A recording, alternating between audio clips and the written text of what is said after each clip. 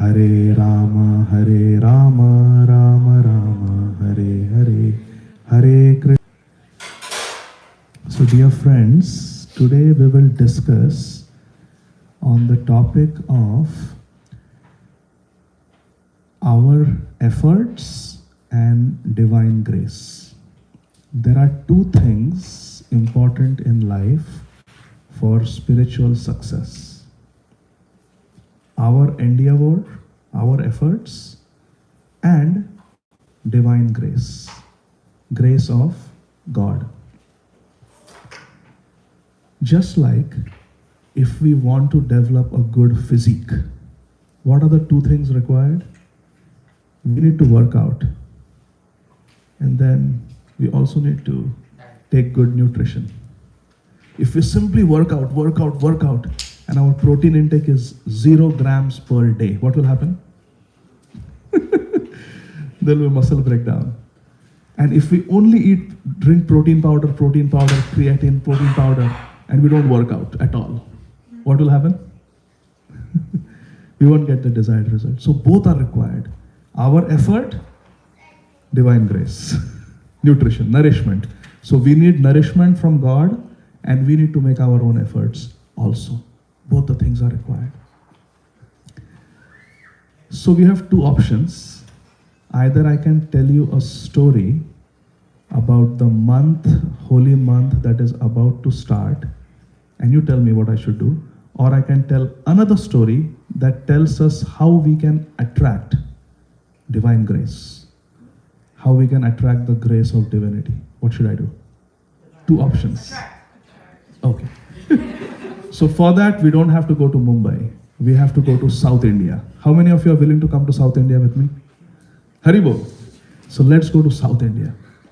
Let's go to a place in South India called Sri Rangam. Sri Rangam is a very holy place in South India. Almost 1,000 years ago, there lived a great saint in South India, in Sri Rangam, and his name was Ananta. I'm sorry, I got it all wrong. His name was Parasar. His name was Parasar, a great saint. And he had a student whose name was Das. This student one day asked his spiritual preceptor, Parasar, that, "Sir, can you tell me how we can achieve success in spiritual life by attracting divine grace, by attracting the grace of God? Can you please tell me the formula for attracting the grace of God?" And Parasar said, "That's a great question. But if you want a detailed, comprehensive answer to that question, you need to go see my friend. My friend's name is Ananta, and he lives 300 miles away from here in a place called Tirupati. That's another place in South India, on the other side of the subcontinent, 300 miles away. And in between there are no roads, there are jungles, there are mountains, valleys, and those forests are filled with ferocious animals like sloth bear, tigers, leopards, wild boar, snakes, mosquitoes that give malaria. And there is no malaria prophylaxis you can take. Are you willing to go there? But if you do go, if you trek those 300 miles, you will get a very comprehensive, perfect answer for your very nice question.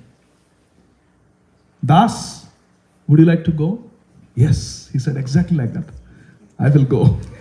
You just tell me and I will go. He said, all right, you go and take this letter from me for my friend Ananta. When he reads this letter, he will welcome you.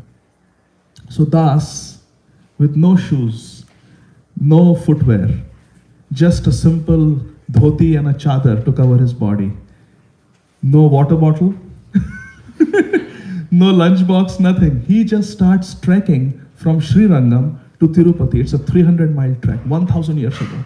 No motels. No DoorDash. He just keeps walking. Keeps walking. It takes him several weeks to make his way through the forests. And finally, he reaches the mountain-top hermitage in Tirupati, where the great sage Ananta lives.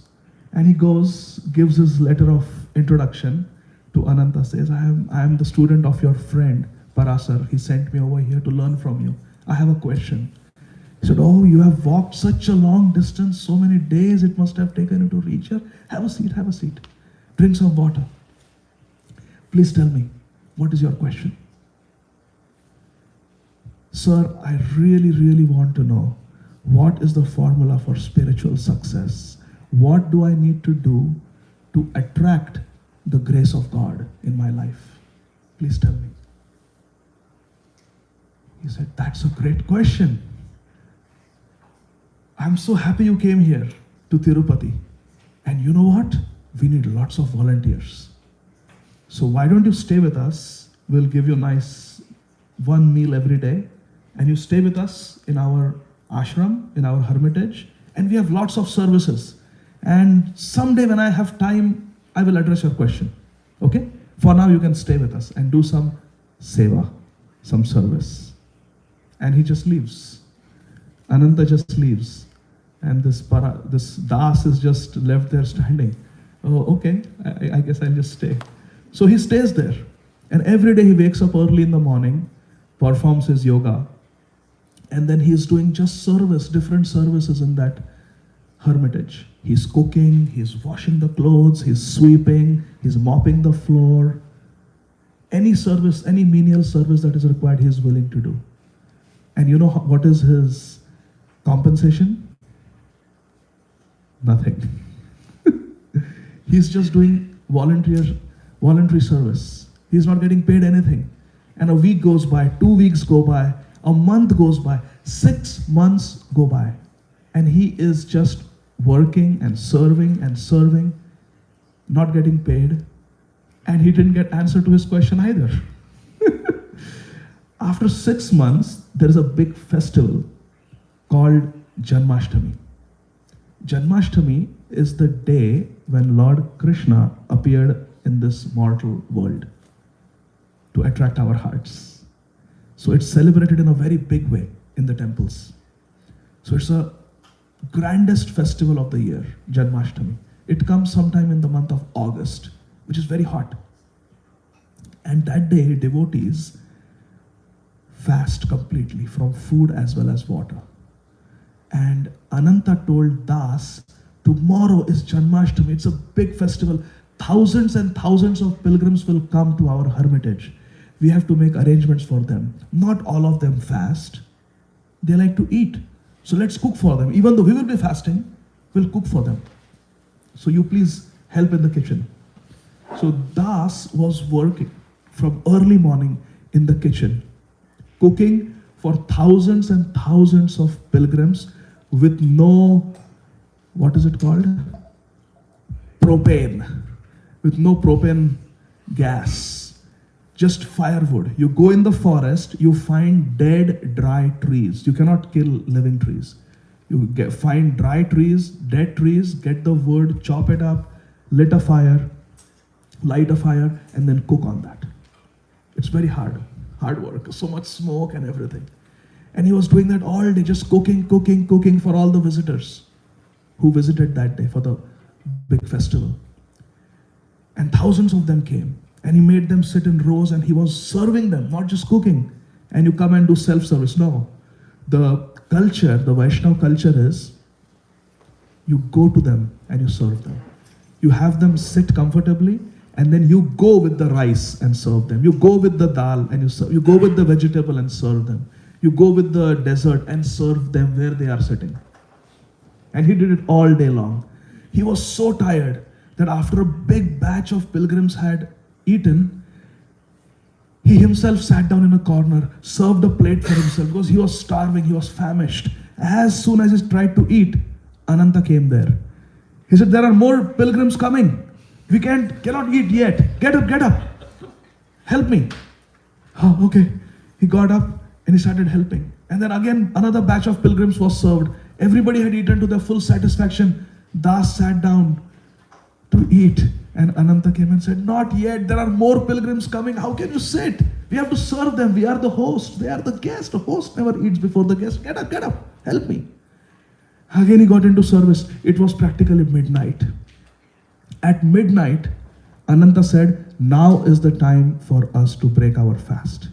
Come, let's two of us sit and eat. Sanctified food. So both of them sat in a corner and they ate. It had been 6 months since Das had come to Tirupati.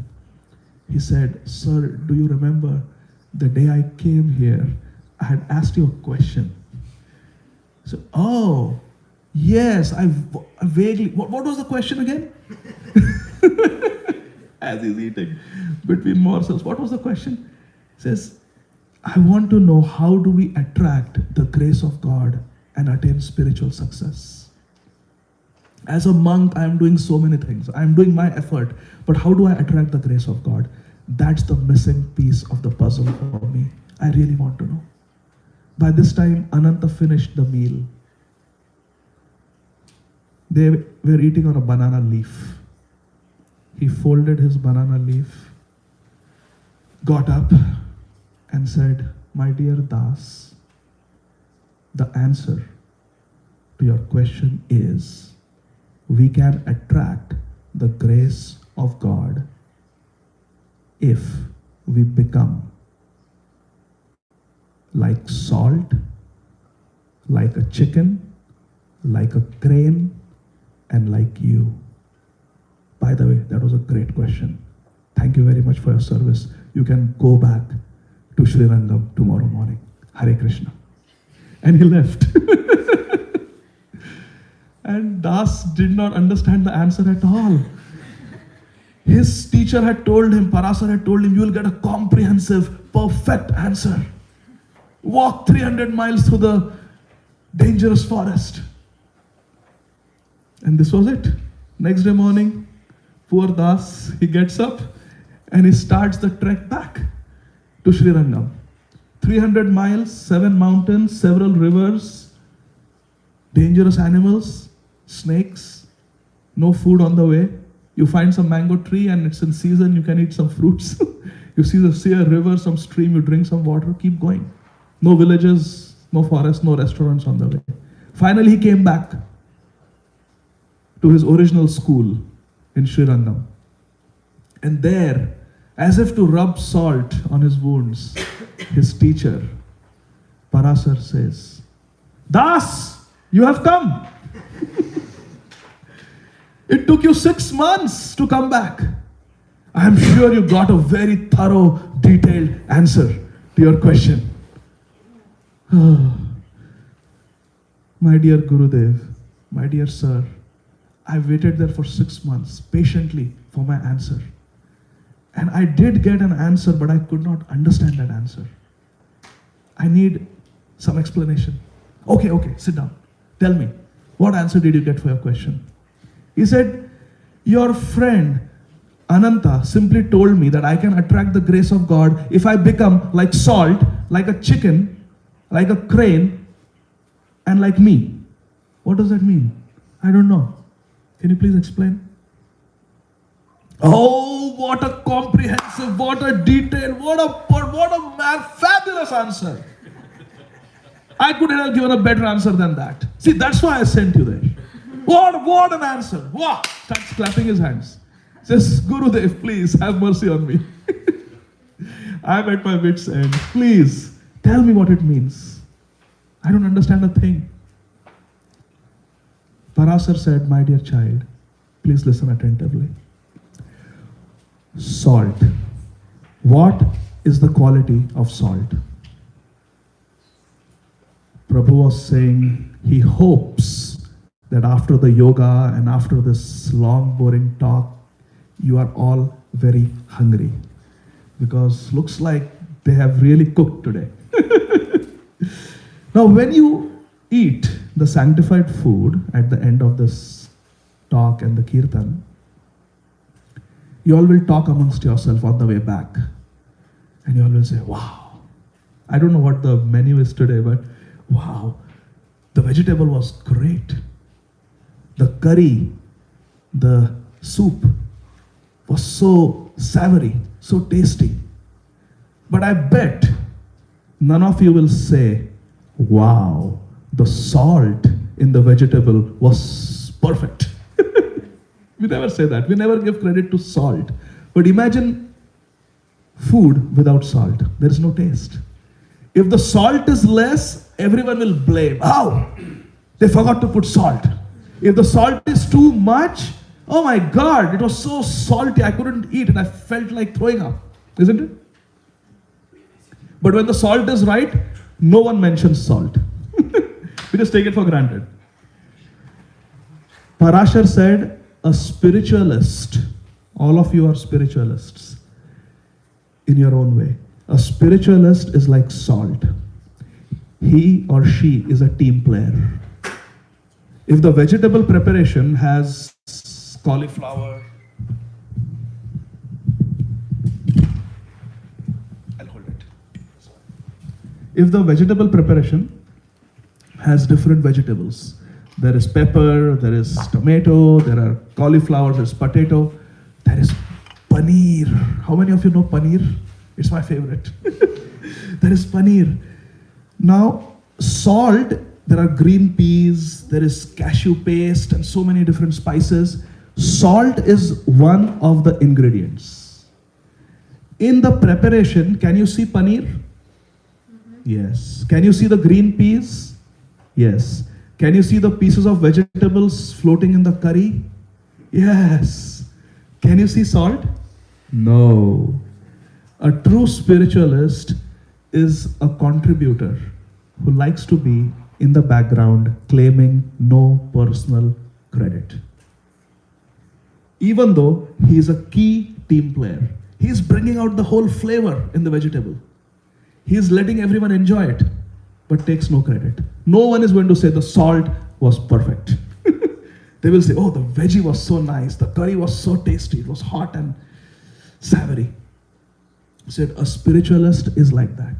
And yet will take blame when people blame, but will claim no personal credit, yet be part of the team.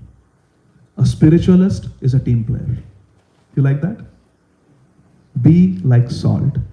Another lesson, my dear Das, that we learn from salt is the salt should always be in equilibrium, balanced. You cannot have too much salt, you cannot have too little salt. It should be just right. Similarly, my dear Das, Parashar is saying, a spiritualist, yogi, is very balanced.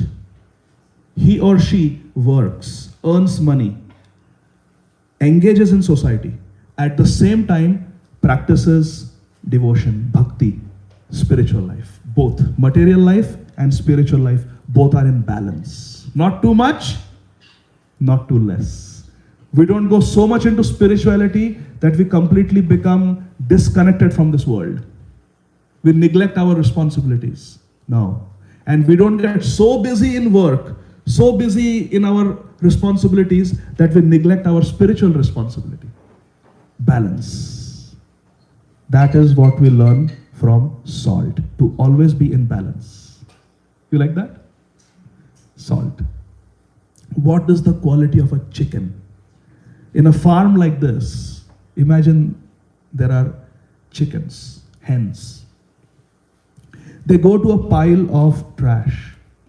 There will be so many useless things in the trash.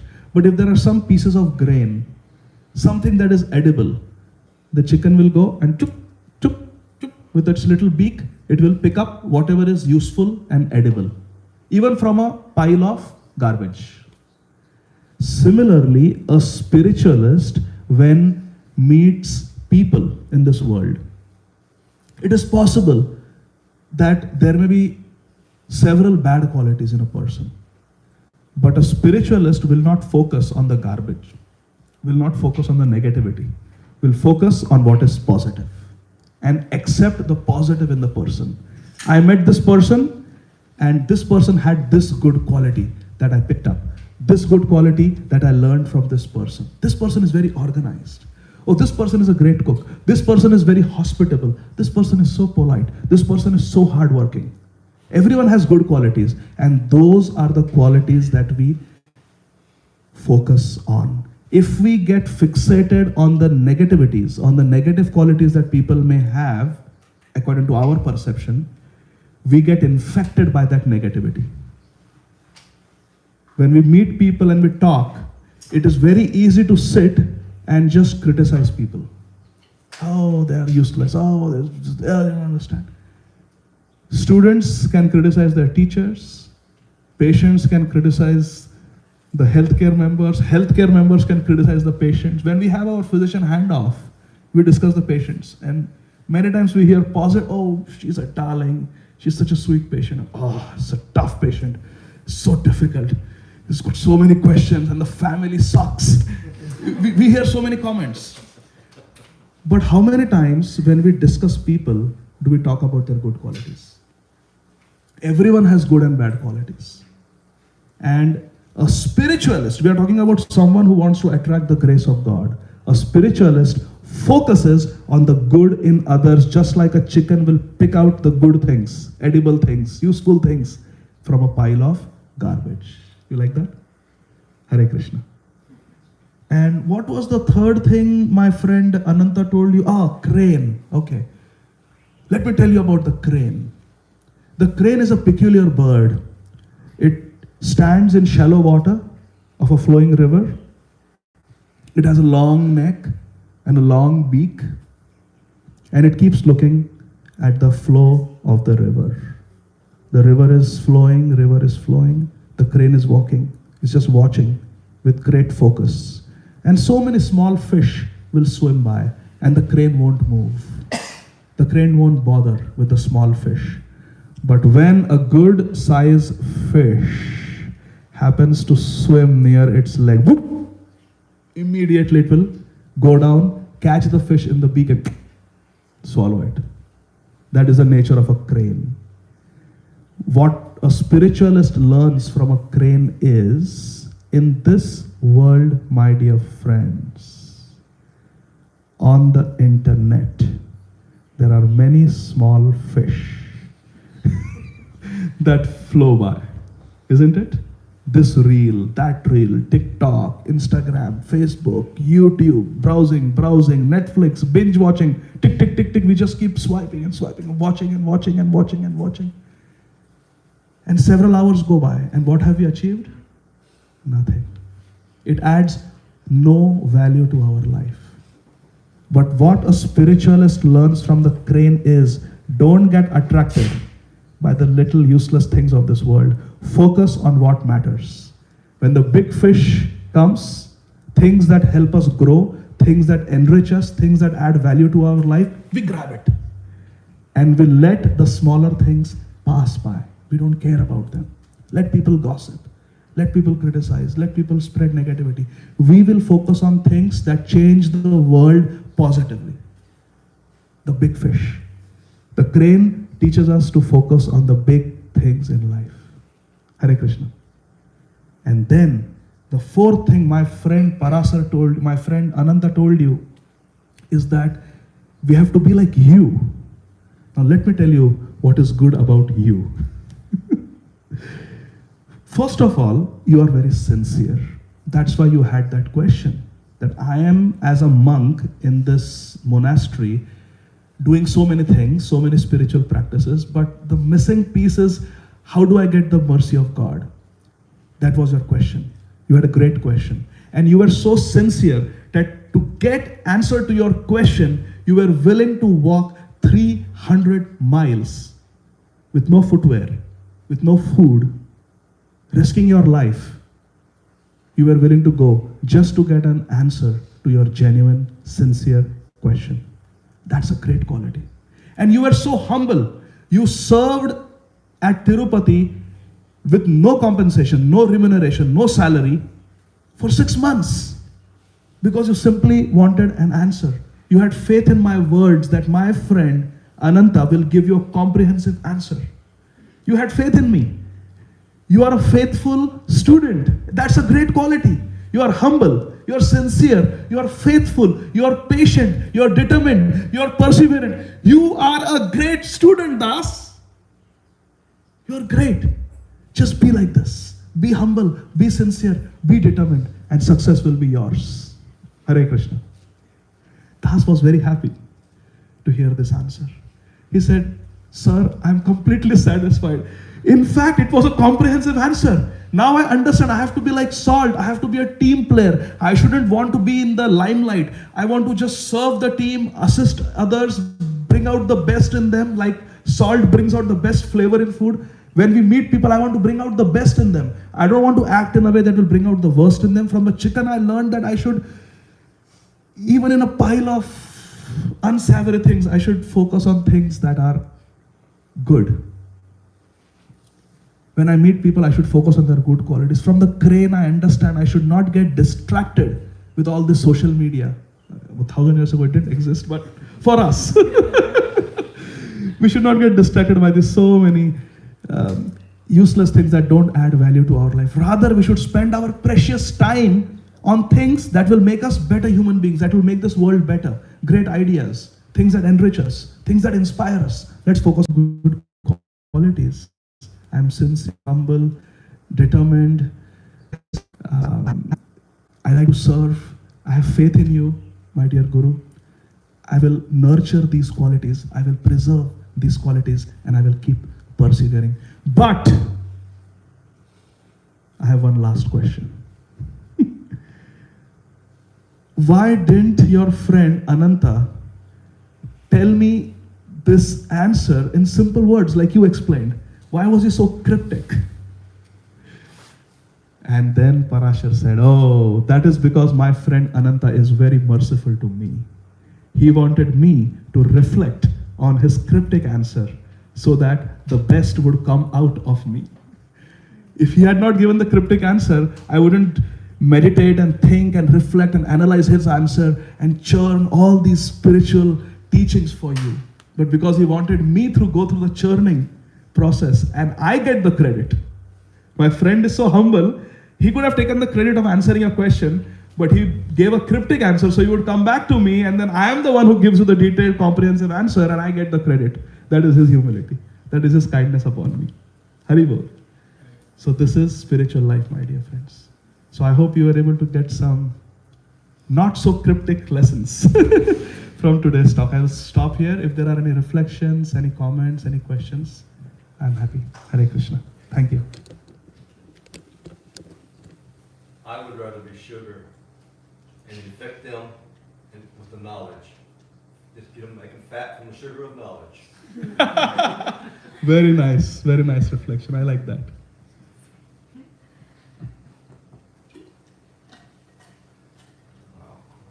Yes, Prabhu. I have a question.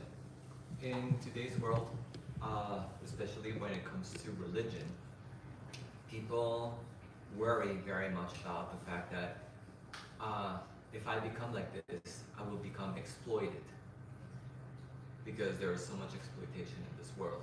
So how can I be humble and not ask for anything else like that, and not get exploited in the process?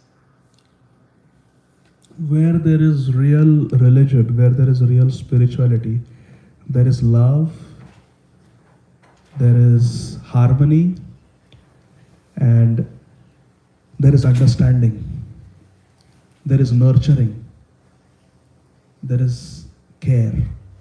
Where there is irreligion in the clothes of religion, where there is irreligion in the garb of religion, there is exploitation, there is bigotry, there is nepotism.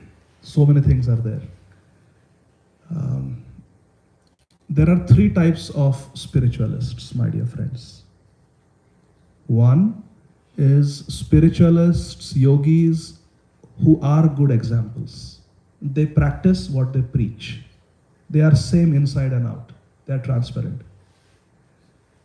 Second category of spiritualists are those who try to be good examples but have difficulty. They fall prey to temptations. They fall prey to bad association. They deviate from the right path every now and then. But they want to be sincere, but they slip along the way sometimes. The third category is spiritualists who are duplicitous, they are fake, they are pseudo religionists, they are pseudo spiritualists, they're cheaters in the garb of spiritualists. And unfortunately, in today's world, there are plenty of those. When we come to the path of yoga, when we come to the path of bhakti, when we come to the path of religion, we want to surrender, but we want to surrender with our intelligence. We do not want to surrender our intelligence. We don't want to be blind followers. We want to keep our eyes and our intelligence open. And we want to be careful. Where we see the first category of spiritualists, who are good examples, who are non-duplicitous, who are transparent, who are sincere, we put our faith there. Where we see the second type of devotees, that they are trying to be sincere, but they still have a lot of work to do. We pray for them. And as long as they are being good examples, we are with them, we associate with them. But always keeping a guard. And where we see the third type of spiritualists, who are pseudo-spiritual, fake spiritualists, duplicitous, we keep a protective layer between us and we don't associate with them. Because we have to protect ourselves. Just like when I was working in the COVID times, if someone has COVID, you take precautions when you try to help them, but you take precautions. So the second category of spiritualists who want to be sincere, but sometimes they deviate, sometimes they do wrong things, we try to help them, we pray for them, but we keep a protective layer so that we don't get infected by their wrongdoings. And this category who are just fake, we keep a distance from them. We don't surrender there. We don't put our faith there. And we look for those genuine spiritualists who are transparent inside and out, who practice what they preach. And that's where we associate, that's where we put our faith, that's where we give our heart. Is that helpful? Hare Krishna. Yes. I had a question about the story. Yes. So the student travels to the village, so he's okay with suffering through the village, right? Through the jungle. Why couldn't they just give him the answer if he was already going through everything to get the answer? Even though his teacher was going to get the credit, to be the one to just describe it to him. Wouldn't be just traveling enough to get the gratification of the answer if he's already going to struggle? This is a farm, urban farm. Mm-hmm. When you cultivate the land, you have to plow it, you have to till it, and then you plant the seeds. Because that process makes the soil fertile, and then you'll get a good, healthy crop. Similarly, our heart is like a farm, soil. And to make that soil fertile, we have to go through the austerity, the hard work, the pain, the tears, the suffering. Because that makes the heart really receptive and fertile, where the seed of spiritual life can be planted and it will grow and sprout into a healthy tree. Just like a physician, they go through hours and hours of training. Why not let them sit comfortably in an air-conditioned room and just tell them, see, if a patient comes with COVID, this is what you give. A patient comes with cancer, this is what you do. But they have to work 24-hour shifts and go through the grind and residency and medical school. Because all that rigor, all that training will make them strong, community, caring physicians. That's the hope. So similar, why do the Navy SEALs or the soldiers go through such rigorous training? They have to go out of their comfort zone to become something beautiful. Similarly, a spiritualist has to go through the rigors, the process of purification, so that their hearts can become very fertile to receive spirituality, spiritual knowledge. Does that make sense? Yeah. Hare Krishna. Thank you. Thank you. Yes. I'm sorry, we're running out of time, so maybe after the kirtan,